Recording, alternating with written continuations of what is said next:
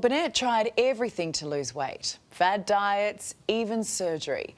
Nothing worked until she tried a drug similar to Ozempic. But sometimes too much of a good thing can be bad. With money to be made, the cowboy chemists moved in, and now the drug is banned. It was really bad. Depression is a real thing when it comes to food. It's addiction. Burnett barely recognises the old version of herself. This was her 12 months ago, 25 kilos heavier, unhappy and unhealthy. I do want to cuddle my husband now where I didn't want to before because I felt awful. I didn't want to leave the house. So this is the only thing that's worked? Absolutely. It's a replica of Ozempic, but the federal government has deemed recreating the drug, known as compounding, too dangerous. So we had cowboys that were doing the wrong thing, as we couldn't be sure that when the patient actually receives the product that it was either safe or even what they asked for. Cutting the supply for 20,000 Australians. What are you going to do come October when you're not allowed to have it anymore? And that's what I'm frightened of. I'm just worried that I'm going to go back into the old me again. You know, I remember when I got married, I had to have my dress made because I was too big. To the point now I'd love to get remarried because I could fit into a dress that would be beautiful.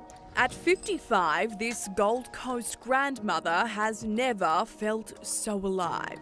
It's just changed my life so much. You know, people around me say, you're so happy, you're so bright and bubbly. It sounds like you've tried everything. Oh, you name it, I've tried it. Burnett has had lap band surgery, the sleeve and a gastric bypass. But she says for her, nothing kept the kilos off quite like semaglutide.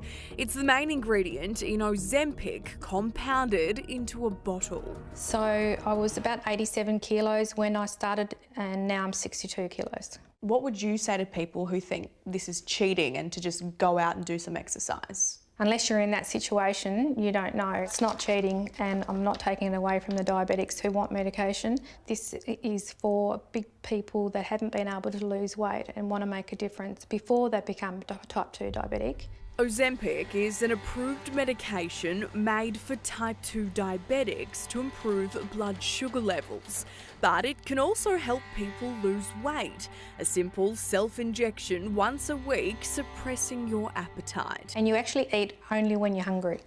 You don't snack during the day. And so the Ozempic craze went worldwide. So too did a shortage of the drug for diabetics desperately in need. That's why compounding chemists have legally been making replicas to meet demand. Suitable patients like Burnett just need a doctor's script, then pharmacies post vials like this in the mail. You've got your syringe with the different measurements and you put in what you're being prescribed. It costs Burnett roughly $250 a month. She says she's had no side effects. I didn't feel the nausea or anything that some people have, but like any medication, if you've got a side effect, don't take it. The problem for the regulators is the commercial drive for the drug has meant cowboys have moved in, taking dangerous shortcuts. These are powerful new drugs that have a significant impact on the body, and it's simply not acceptable to have them compounded in a way that essentially gets all around the safety regulations that we've long had in this country. Federal Health Minister Mark Butler announcing a blanket ban on making and selling replicas come October. So there was no assurance that when I wrote a compounded script for, say, semaglutide or Ozempic, that actually the patient would get the chemical that they thought they got.